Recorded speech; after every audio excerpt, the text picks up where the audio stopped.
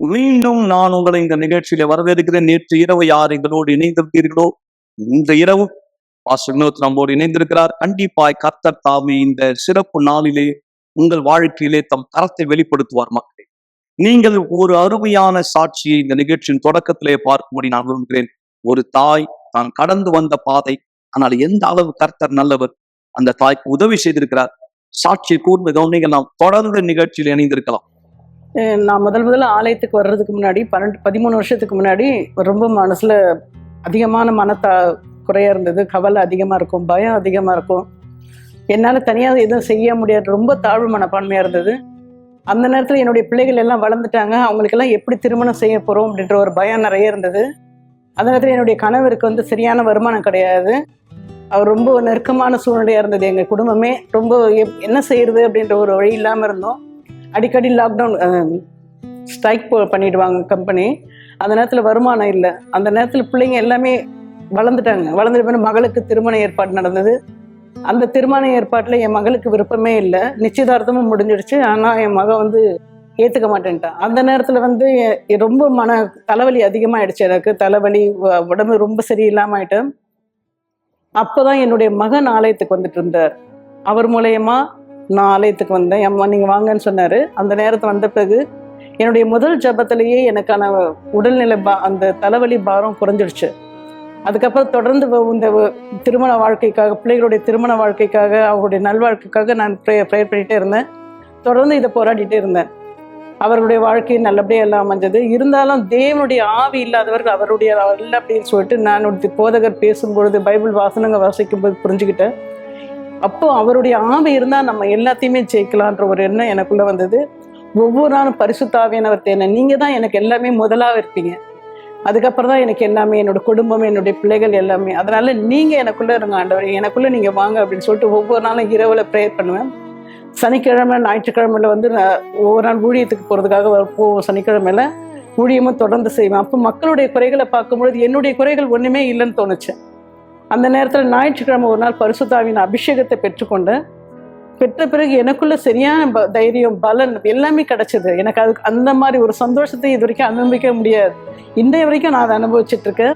அதுக்கப்புறம் எத்தனையோ இவ்வளோ பலன் பட்ட ஒரு மகளாக இருக்கேன் நான். இப்போ அவருடைய பிள்ளையா இருக்கிறதுல பெரிய சாட்சி உள்ள மகளாக இருக்கேன். என்னுடைய பிள்ளைகளுடைய வாழ்க்கை நடந்திருக்கு. இப்போ என்னோட குடும்பமும் நல்லா இருக்கு. என்னுடைய இன்னொரு மகன் போதகரா மாதிரி இருக்காங்க. எல்லாமே நல்லா இருக்கு. இப்போ கர்த்தர் எந்த அளவுக்கு நல்லவர். தேவன் ஒரு பெரிய மாற்றத்தை அந்த தாயாருக்கு கொடுத்தார். ஏன்னா அந்த தாயாருடைய வேதனை, கவலை, கண்ணீர், தேவன் அந்த ஒரு கஷ்டத்திலிருந்து அந்த தாயாரை விடுதலை செய்தார். ஏன்னா நிறைய ஜனங்க இப்படி ஒரு சூழ்நிலையில இருக்காங்க. ஏன்னா ஜனங்கள் அநேகர் இது என்ன அப்படின்ற தெரியாம இருக்கிறார். இது ஒரு ஆவிக்குரிய ஒரு போர், ஆவிக்குரிய ஒரு யுத்தம். ஏன்னா நிறைய ஜனங்க தீர்க்க முடியாத ஒரு வியாதியில கஷ்டப்படுறாங்க. எதனால? அவங்க மருந்து, மாத்திரை, ஒவ்வொரு விஷயமும் அவங்க எடுத்துக்கிறாங்க. ஆனா இன்னும் அந்த ஒரு வியாதியிலிருந்து, அந்த நோயிலிருந்து இன்னும் குணமாகாம இருக்கிறார். ஏன்னா தேவன் இந்த இடத்துல தீர்க்கக்கூடிய ஒரு பலத்தை, ஒரு சக்தியை தேவன் நமக்காய் கொடுத்திருக்கிறார் நம்முடைய விசுவாசத்தின் மூலமாய் மக்கள். எனவேதான் நீங்க இந்த ஆவிக்குரிய அடையாளங்கள் பார்க்க போறீங்க. உங்களால் தூங்க முடியவில்லை, ஆனால் அலாரம் ஆஃப் ஆகி விடுகிறது. பிற்பாடு மிக அலுவலான வேலையை செய்ய நீங்கள் தோன்றுகிறீர்கள். ஏராளமான காஃபி, எனர்ஜி ட்ரிங்கை உட்கொண்டு அந்த நாளை நீங்கள் கடந்து செல்கிறீர்கள். இழந்தவராய் இப்படியாவது அவங்க வாழ்க்கை சென்ற வருடம் முழுவதும் இருந்தது. நாளை உறங்க முடியவில்லை என்பது சாதாரணமான ஒரு விஷயம் அல்ல. இது மாத்திரம் நீங்கள் சந்திக்கிற பிரச்சனைகள் அல்ல. வீட்டில் நீங்கள் பார்க்கிற அந்த நிழல்களை பற்றி என்ன சொல்வது? இப்படி அதிலிருந்து நீங்கள் விடுபட போகிறீர்கள். மீண்டும் நேற்று ராத்திரி உடலில் அழுத்தத்தை உணர்ந்தீர்கள், இருக்கப்படுவதை போல உணர்ந்தீர்கள்.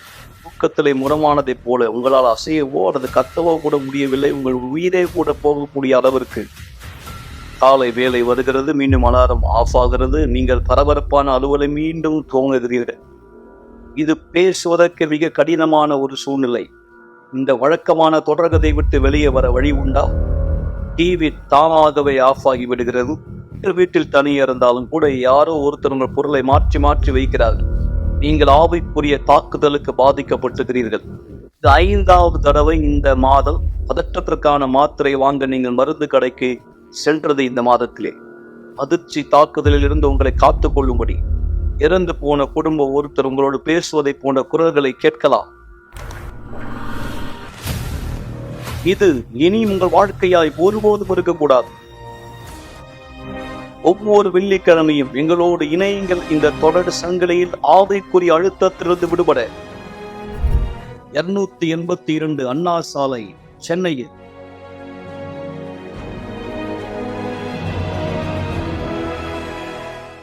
ஆவிக்குரிய பாதிப்பினுடைய 10 அடையாளங்களை பார்த்த உங்களுக்கு தெரியும், புரிந்திருக்கும். கண்டிப்பா சற்று முன்பு போதவர் சொன்னதை போல ஒவ்வொரு பிரச்சனைக்கு பின்பாய் ஒரு இருள் செயல்படுகிறதுமா.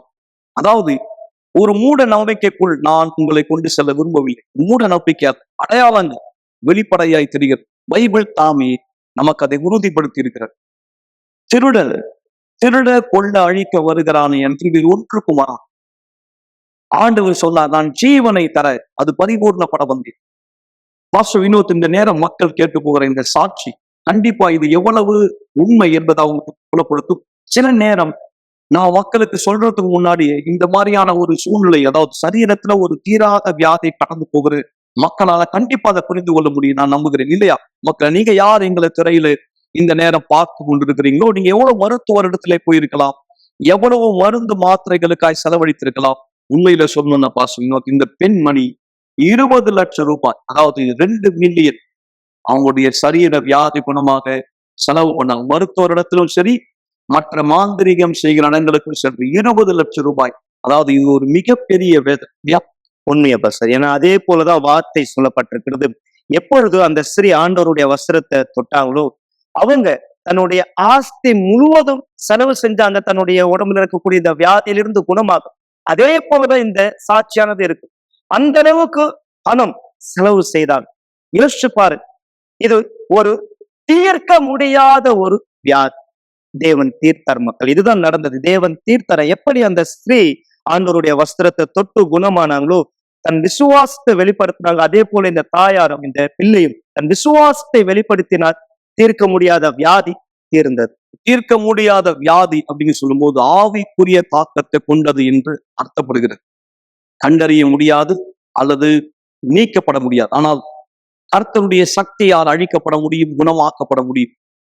எனவேதான் நீங்கள் பார்த்த அடையாளத்தோடு இந்த சாட்சி சம்பந்தப்பட்டது. இன்றைக்கு இந்த பெண்மணி புத்தம் புது வாழ்க்கை, விடுதலையாக்கப்பட்டார், சொஸ்தமாக்கப்பட்டார். ஏன்னா பல பேரு வியாதினால மன உளைச்சலுக்கு உள்ளாகிறார், வாழ்க்கையில விரக்தி அடைகிறாங்க. சில நேரத்துல அந்த வியாதியினுடைய பாதிப்பு ஏற்படும் போது அவங்க இன்னொருத்தர் மேல எரிஞ்சு விழுவாங்க. அந்த கணவர் மேல, பிள்ளைங்க மேல, நண்பர்கள் மேல, வேலை ஸ்தலத்துல, வெளி இடங்கள்ல. ஏன்னா அந்த வியாதியினுடைய பாதிப்பு அவங்களுக்குள்ள அந்த அளவு தாக்கத்தை ஏற்படுத்தி எரிச்சலாய் மாறுகிற மனசளவுல மிக பெரும் அளவுல பாதிக்கப்பட்டிருக்கிறவங்க எத்தனை பேர் ஒரு தீராத வியாதினால்? நண்பர்களே, நீங்கள் யார் மனதளவுல ஒரு வியாதியினால் மிக பெரும் அளவுல தாக்கப்பட்டிருந்தால் இதோ நீங்க புரிந்து கொள்ளும்படி ஆண்டவர் உங்களுக்கும் சுகமாக்குதலை கொடுக்க முடியும். அற்புதமான இந்த சாட்சியை கூர்ந்து கவனிங்க.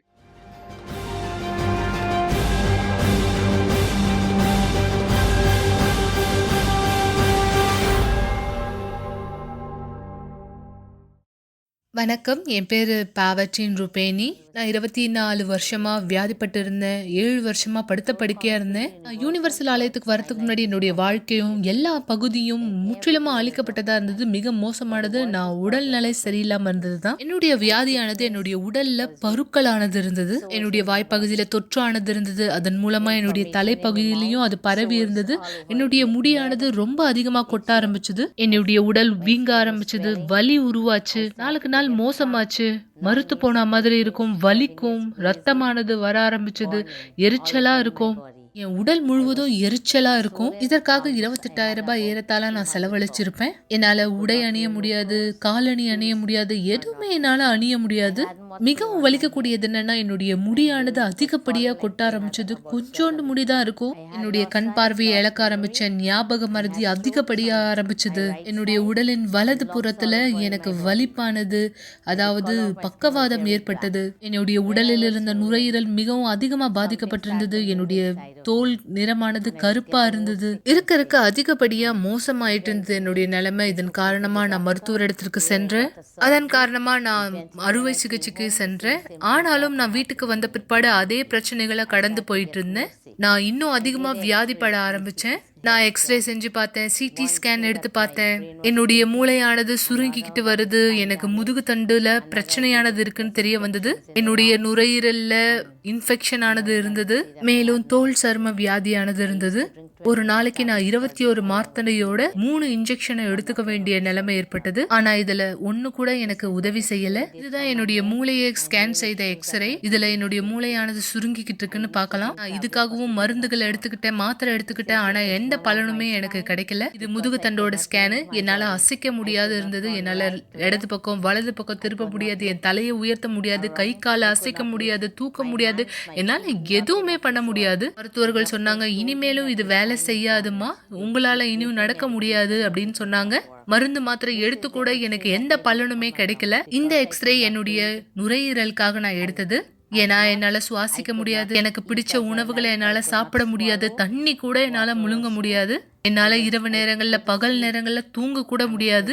ஒவ்வொரு நாளும் எனக்கு வலி மட்டும்தான் இருந்தது. நான் வெறும் சரீரபூர்வமான பிரச்சனையை மட்டும் சந்திக்கல, ஆவிக்குரிய ரீதியாவும் பிரச்சனைகளை சந்திச்சிட்டு இருந்தேன். ஏன்னா எனக்கு மன அழுத்தமானது இருந்தது, தற்கொலை எண்ணமானது இருந்தது. ஒவ்வொரு நாளும் இரவு நேரத்துல கெட்ட கனவுகள் வரும். நான் நிழல்களை பார்க்க ஆரம்பிச்சேன். எனக்கு சத்தங்கள், குரல்கள் கேட்க ஆரம்பிச்சது. ஏதோ ஆவிகள் என்னை பாக்குற மாதிரி நான் பார்த்தேன்.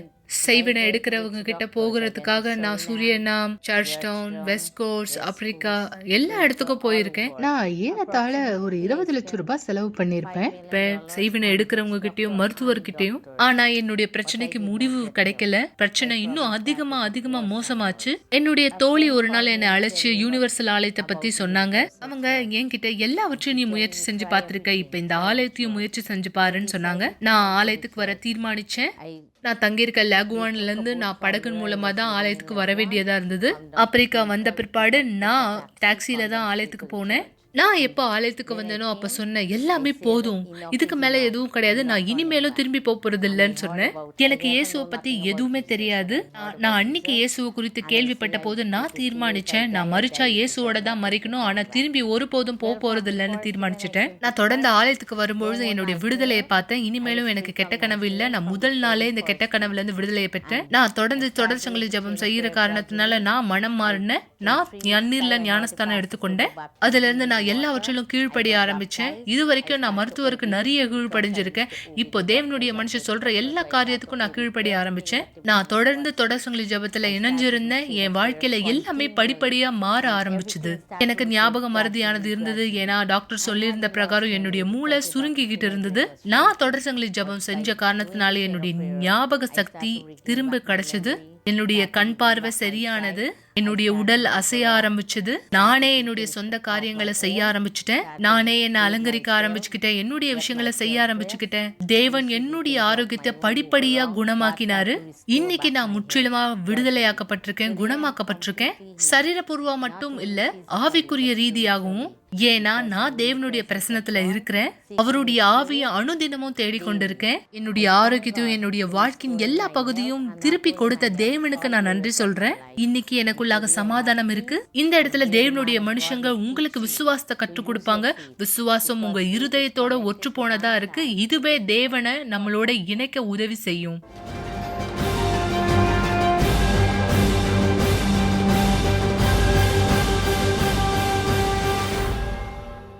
நாங்கள் உங்களுக்கு சொல்வது என்ன? ஏன் நீங்க ஒரு தீர்மானம் எடுக்க கூடாது? இந்த பெண்மணி சொன்னதை போல, நான் இப்போ ஆலயத்துக்கு போறேன், இனி நான் திருவரதா இருந்தா ஒன்று என்னுடைய உயிர் என்னை விட்டு பிரியணும். இது வந்து ஒரு துரதிஷ்டமான வார்த்தை இல்லை, ஒரு தீர்மானத்தின் வார்த்தை. கொஞ்சம் கர்த்தர் என்னை குணமாக்குவார் இல்லை. ஏன்னா அவங்க எல்லா இடத்துல போய் சோர்ந்து போயிட்டாங்க. நீங்கள் யாருக்கு உங்க வாழ்க்கையை சதித்து போயிருக்கீங்க? ஒரு தீர்மானம் விடுங்கள். தேவன் உங்கள் சூழ்நிலையை மாற்ற முடியும் என்பதை நீங்கள் அனுபவிக்கும்படி. எனவேதான் விசேஷமாய் நாங்கள் உங்களை இந்த ஞாயிற்றுக்கிழமை வரவேற்கிறோம். மனதளவில் நீங்கள் சோர்ந்து போன ஒருவராக இருந்தால், ஒரு வியாதி நிமித்தம் நீங்கள் கண்டிப்பாய் விடுதலையாக்கப்பட முடியும். இதோ அதற்கு ஆதாரமாய் இன்னொரு அற்புதமான சாட்சி, மாபெரும் விடுதலையின் சாட்சி, பரிசுத்தாவின் சக்தியினுடைய அடையாளத்துக்கான சாட்சி நீங்கள் பார்க்கும்படியாய் நான் உங்களுக்கு முன்வைக்க விரும்புகிறேன். என்னோட பேர் ஷர்மிளா. நான் ஆலயத்துக்கு வரும்போது என்னோட வாழ்க்கை வந்து அழிக்கப்பட்ட நிலைமையில இருந்தது. அதாவது வந்து ஒவ்வொரு நாளும் எங்க அப்பா அம்மாவோட சண்டை, தினமும் எங்க அப்பா வந்து குடிச்சிட்டு வந்து எங்க அம்மாவோட சண்டை போடுவார், அவங்கள அடிப்பார், காயப்படுத்துவார். தினம் இதை பார்க்கும்பொழுது வந்து எனக்கு வந்து ஏன் வாழணுன்ற விரக்தியா இருக்கும். எனக்கு வந்து அந்த பிரச்சனையை வந்து எப்படி சரி பண்ணணும்னு தெரியாது. ஆனா அதை பார்த்து நான் ஒவ்வொரு நாளும் வந்து அழுவேன். எங்க அப்பாவை போய் தடுத்து நிறுத்த கூட வந்து எனக்கு தைரியம் கிடையாது. ஏன்னா அவரை பார்த்தா எனக்கு பயம், என்னையும் வந்து அவர் அடிப்பாரு அப்படின்னு சொல்லிட்டு.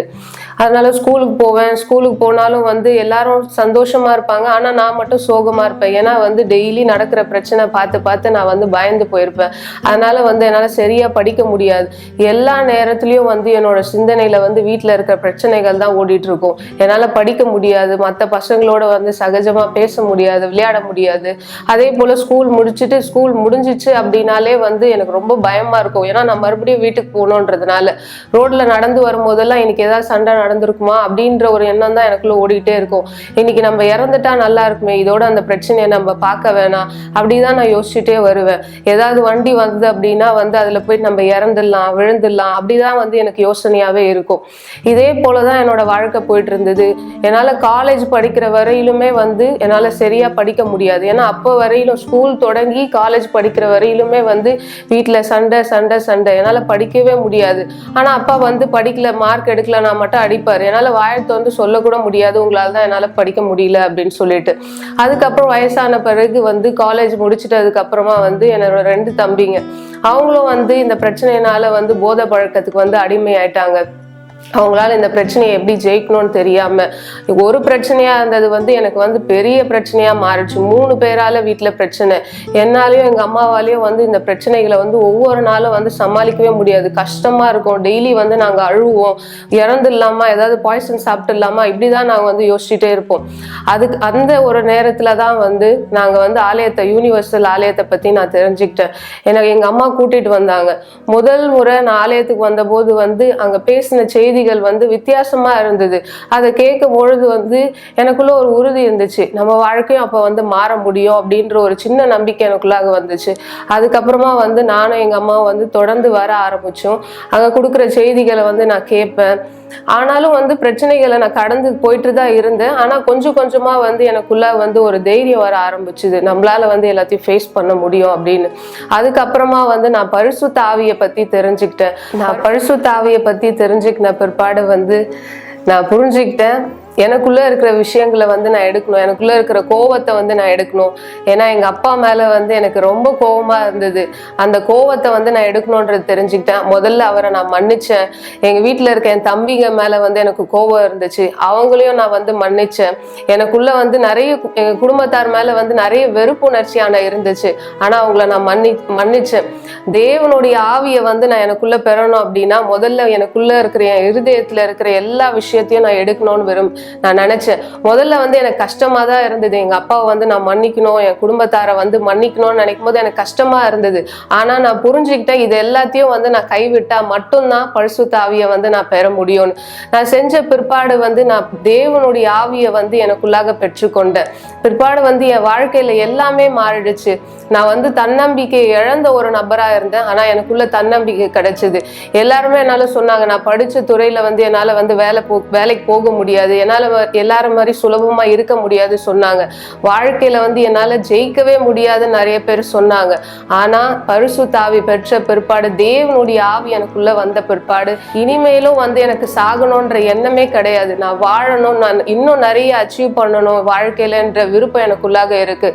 யாருமே படாத சந்தோஷத்தை தேவன் எனக்குள்ளாக கொடுத்திருக்கார். இந்த சந்தோஷத்தையும் சமாதானத்தையும் யாருமே எனக்குள்ளாக இருந்து எடுக்கவே முடியாது. இன்ன வரைக்கும் வந்து என் வாழ்க்கையில வந்து அந்த பிரச்சனைகள், பழைய பிரச்சனைகள் என் வாழ்க்கையில இல்லை. ஆனாலும் வந்து நான் சில பிரச்சனைகளை சந்திக்கிறேன். இருந்தாலும் வந்து நான் பிரச்சனைகளை பார்க்கிற விதம் வந்து எல்லாமே வித்தியாசமா இருக்கு. ஏன்னா பரிசுத்த ஆவி எனக்குள்ளாக இருக்கார், நான் பலனா இருக்கேன், எல்லாவற்றையும் வந்து நான் தைரியத்தோட ஃபேஸ் பண்றேன். நான் இன்னைக்கு வந்து இந்த உலகத்துல எல்லாரையும் விட நான் ரொம்ப சந்தோஷமான நபரா இருக்கேன். இது இன்னொரு சாட்சி. ஏன்னா இன்னொரு இளம் பெண் ஒரு கஷ்டத்தினால பாதிக்கப்பட்டாங்க. தன்னுடைய வீட்டின் மூலமா, தன்னுடைய சகோதரர், தந்தையின் மூலமா ஒரு சூழ்நிலை அவங்கள அந்த அளவுக்கு பாதிப்புல நடந்தது. எனவேதான் நீங்க யார் இந்த ஞாயிற்றுக்கிழமை வருவீங்களோ, தேவன் உங்களுக்காய் தீர்வு வைத்திருக்கிறார் மக்களே. இதுதான் நடக்கும் பாஸ்டர். கண்டிப்பா யார் இந்த ஞாயிற்றுக்கிழமை எங்களோடு இணைப்புரிய காலை 9:30 மணி சற்று முன்பு அவர் சொன்னதை போல உங்களுடைய வாழ்க்கையினுடைய துன்பத்துக்கான காரணம் யாரா இருந்தாலும் சரி, இல்லை யார் ஒருத்தர் வாழ்க்கை துன்பம் உங்களை பாதித்தாலும் சரி, நீங்கள் விடுதலையாக்கப்பட முடியும். எனவேதான் இன்னொரு அற்புதமான சாட்சி நான் உங்களுக்கு முன்வைக்க விரும்புகிறேன். மக்களே, நீங்கள் புரிந்து கொள்ளும்படியா, உங்க மனசளவுல அல்லது உடல் அளவுல உட்புறத்துல நீங்க எந்த அளவு பாதிப்புல இருந்தாலும் சரி, ஆனால் அதை அப்படியே நீங்க விட்டுவிடக்கூடாது. அந்த காயங்கள் ஆற்றப்பட வேண்டும், அந்த வலிகள் நீக்கப்பட வேண்டும், மன்னிப்பினுடைய சக்தியை நீங்க அனுபவிக்க வேண்டும்.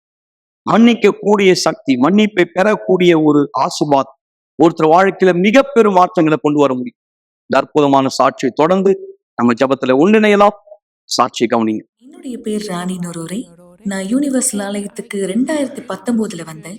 நான் யூனிவர்சல் ஆலயத்துக்கு வருவதற்கு முன்னாடி என்னுடைய மாத விடாயில எனக்கு பிரச்சனையானது இருந்தது. அதாவது ஒரு 3 வருஷமா எனக்கு மாதவிடாய் நிற்காம போன காரணத்தினால நான் எப்பொழுதுமே அனுசரணையா இருந்தேன். நான் ரொம்ப ஒல்லியாக ஆரம்பிச்சிட்டேன். இதனால நான் எப்பொழுதுமே என்னுடைய உடம்புல இருந்த ரத்த அழுத்தம் கீழான நிலையில இருந்தது. இதே மாதிரி சூழ்நிலை தொடர்ந்து இருக்கும்பொழுது என்னை ஐசியூல அட்மிட் பண்ணிட்டாங்க.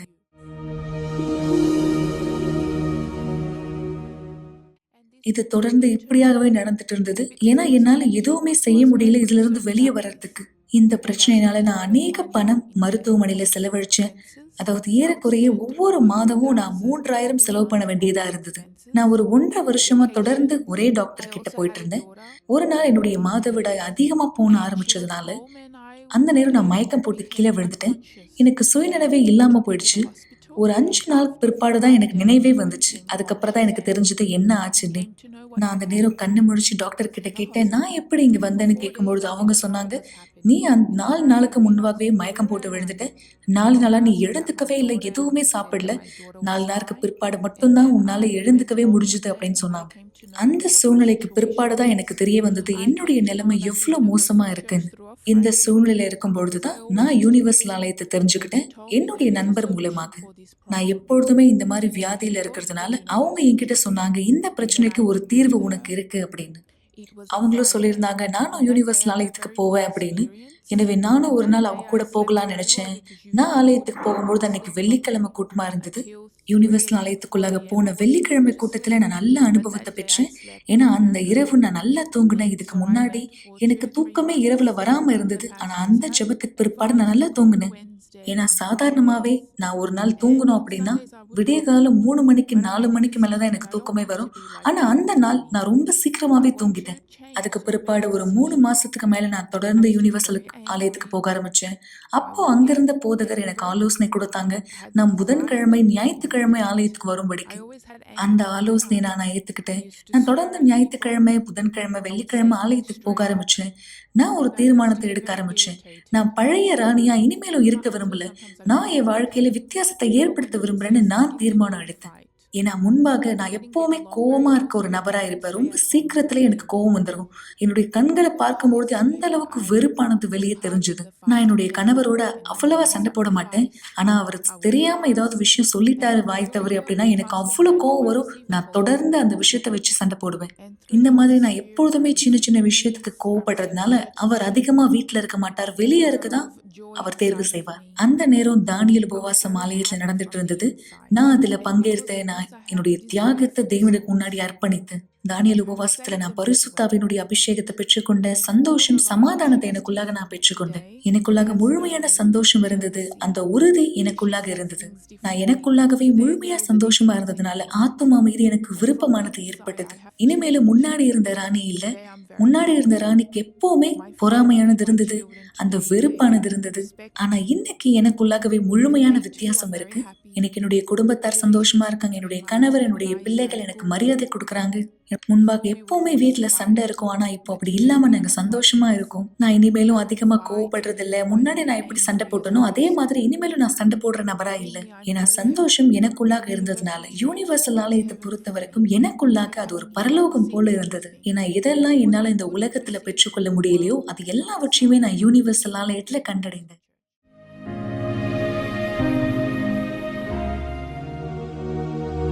ஒரு கிளாஸ் தண்ணீரை ஆயத்தப்படுத்திக் கொள்ளுங்கள் அல்லது தொலைக்காட்சிக்கு அருகாமையிலே வாருங்கள். இந்த நேரம் உங்களுக்கான ஒரு சிறப்பு ஜெபத்தை நாம் செய்ய போகிறோம். என் ஆண்டவரின் தேவனே, இதோ யாரெல்லாம் இன்று சாட்சியை பார்த்தார்களோ, நீர் உம்முடைய பலமான கரம் அவர்களை தொடுகிறது தேவன். இன்றைக்கு அவர்களுடைய வீட்டில் சாட்சியை உருவாக்கும் தகப்பனே. இதோ ஒரு அற்புதத்தை நீர் உருவாக்கும் தகப்பனே. இதோ மன்னிக்க முடியாத ஒரு இருதயமாய் இருந்தால், கல்லான இருதயமாய் இருந்தால், இதோ அதை உடைத்து மன்னிக்கக்கூடிய இருதயமாய் நீர் மாற்றும்படி நான் கேட்கிறேன். இந்த ஜனங்கள் ஒவ்வொருவரையும் நான் ஆசீர்வதிக்கிறேன் தேவனே. இந்த தண்ணீரை பருகுதலின் மூலமாய் அவர்கள் மனசில் உள்ள எல்லா வணிகள், காயங்கள், ஏக்கங்கள், விரக்திகள், வெறுப்புகள், சலிப்புகள் மறைய கடவுள். தீராத வியாதி நிமித்தம் உள்ளம் உடைந்து போய் சோர்ந்து போயிருந்தார். அன்றுவரை எவ்வளவு லட்சங்களை, ஆயிரங்களை இவர் மருத்துவமனையிலே செலவழித்திருக்கலாம், செலவழித்துக் கொண்டிருக்கலாம். ஆனாலும் ஒரு சுகமாக்குதலும் இல்லை. எத்தனையோ இடங்களுக்கு தேடி சென்றும் விடுதலை வித்தியாசம் இல்லை. இன்றைக்கு இந்த தண்ணீரை பருகுதலின் மூலம் ஒரு அற்புதம் நடைபெறட்டும், ஒரு விடுதலை நடைபெறட்டும். ஆண்டவராகிய இயேசுவின் பெயரால் ஆமென். ஆசீர்வாதமான தண்ணீரை குடியுங்கள். இப்போதே பயப்படாதிருங்கள், கவலைப்படாதிருங்கள். உங்கள் துக்கம் சந்தோஷமாய் மாறும். உங்களுக்கு விசுவாசம் இருந்தால் நீங்கள் குணமாக்கப்பட்டீர்கள் என்று நீங்கள் சென்று பரிசோதித்து பார்க்கலாம். உங்களுடைய சாட்சியை தெரியப்படுத்த மறக்காதீர்கள். மேலும் விளக்கங்களுக்கோ, விலாசங்களுக்கோ, விவரங்களுக்கோ வாட்ஸ்அப்ல எங்களுக்கு செய்தி அனுப்புங்கள். நேரடியாய் நீங்கள் வரவேற்கப்படுகிறீர்கள். கண்டிப்பாய் அதற்கான நேரத்தை நீங்கள் குறித்து கொள்ள விரும்பினால் தொலைபேசி வழியாக எங்களை தொடர்பு கொள்ளலாம், செய்தி அனுப்பலாம். நாளை இரவு மீண்டும் இதே நிகழ்ச்சியிலே உங்கள் அனைவரையும் நாங்கள் சந்திக்கும் வரை தேவன் உங்கள் அனைவரை ஆஸ்வதிப்பாராக. இயேசு பெயரால் மறக்காதீர்கள். கேட்ட சாட்சிகள், சொல்லப்பட்ட வார்த்தைகள் எந்த அளவு உங்கள் வெளிப்புறம் உட்புறம் மாற்றம் அடைய முடியும். சென்று வாருங்கள். ஆசீர்வாதமான இதவா இருக்கும். ஒரு நாள் நீங்க கடைசியா இந்த உலகத்துல எழுந்துப்பீங்க. அந்த நாள் கடைசியான நாளா இருக்கும்.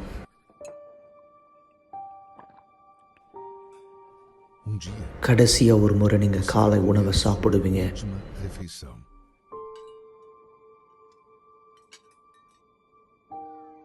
ஒரு நாள் உங்க குடும்பத்தினுடைய முகத்தை கடைசியா நீங்க பார்ப்பீங்க.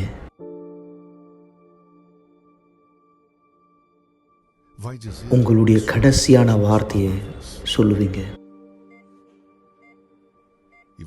உங்களுடைய கண்கள் கடைசியா ஒரு முறை சிமிட்டும்.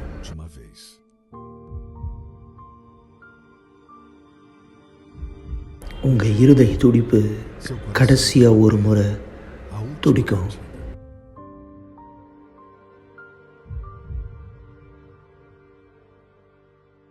நீங்க கடைசியா ஒரு முறை மூச்சை இழுத்து விடுவீங்க.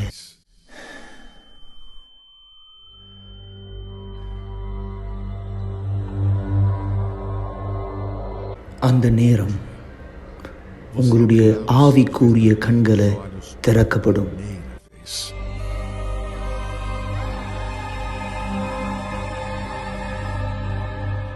அந்த நேரத்தில் நீங்க புரிஞ்சுப்பீங்க எந்த அளவுக்கு உங்களுடைய ஆத்மா உண்மையானது அப்படின்னு.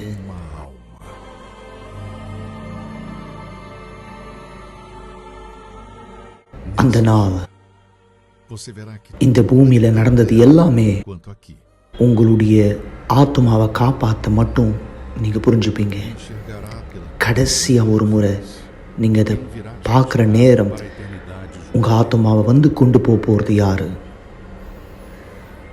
அந்த நேரம் நீங்க யார்கிட்ட உங்க நேரத்தை கொடுத்தீங்களோ, யார்கிட்ட உங்க நாளை கொடுத்தீங்களோ, யார்கிட்ட உங்க விருப்பத்தை செஞ்சீங்களோ, யாரை நீங்க வணங்குனீங்களோ, இந்த வாழ்க்கையில இது உங்களை பதட்டப்படுத்துதா இல்ல இது உங்களை உறுதிப்படுத்துதா? உங்க கடைசி நாள் இந்த பூமியில உங்களுடைய முதல் நாள் அமைய போது பரலோகத்துல தேவனோடு சந்தோஷமா அல்லது நித்திய கால மரணம் நரகத்துல?